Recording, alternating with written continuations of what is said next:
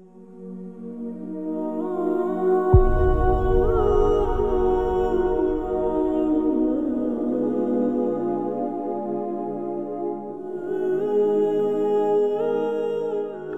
اعلیٰ جہان تشیع آیت اللہ العظمیٰ سید صادق حسین شیرازی دامہ ظلہ کے کلام میں خواتین کی منزلت کا تذکرہ۔